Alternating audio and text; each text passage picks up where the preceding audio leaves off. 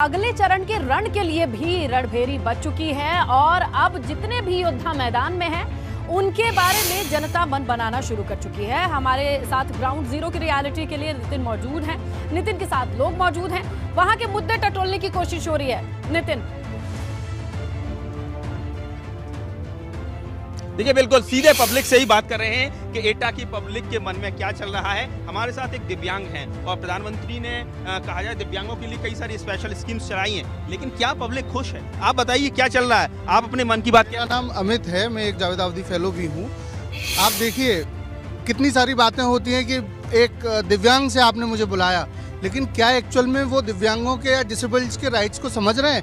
क्या एक्चुअल में विकलांग लोग मतदान देने के लिए एक्सेसिबल बूथ्स की अवेलेबिलिटी कर पा रहा है ये हमारा चुनाव आयोग?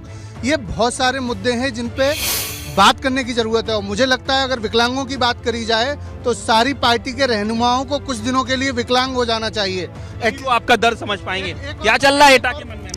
देखिए, एटा का मन पूरी तरह साफ है, पूरे प्रदेश का मन पूरी तरह साफ है। समाजवादी पार्टी सरकार आ रही है जिस तरीके से जीरो से मैच हारे थे 2022 के मुद्दे अलग थे, तब हम लोग धर्म के नाम पर बट चुके थे। सर, क्या लग रहा है इस बार किस तरह से बह रही है फिजा?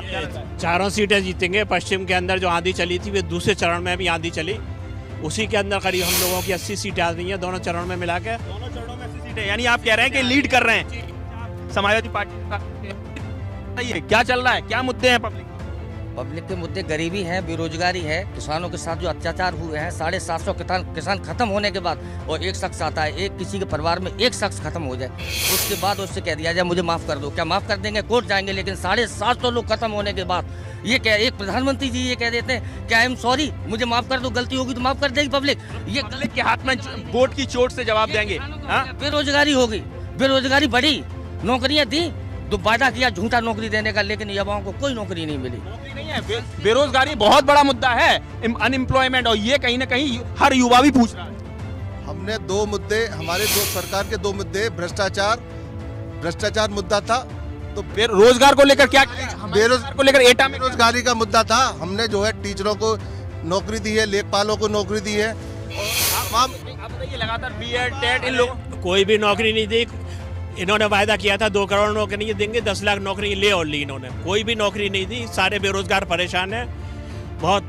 इस वक्त बेरोजगारी एक बड़ा मुद्दा है, क्या कहना चाहेंगे? क्या चल रहा है? बेरोजगारी तो बहुत बड़ा मुद्दा है ही।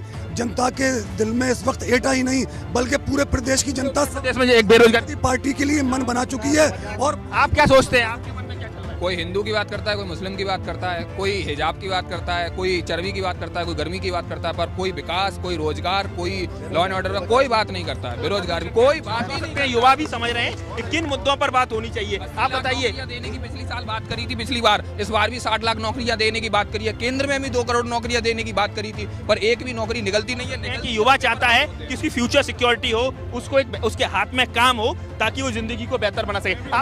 सर, मैं भी एक बात कहना चाहता हूं, मैं केवल एटा की बात कर रहा हूं, क्योंकि आप एटा में हैं तो मुझे एटा की ही बात करनी चाहिए। मैं ये कहना चाह रहा हूं जो शहर में ये जो झूठ बोल रहे हैं कि यहाँ बहुत विकास हुआ है, तो मैं खाली ये पूछना चाहता हूँ इनसे जो शहर हुआ है, रोजगार का मुद्दा या फिर लॉ एंड ऑर्डर, ये तमाम चीजें लोगों के जहन में तो बिल्कुल मौजूद हैं।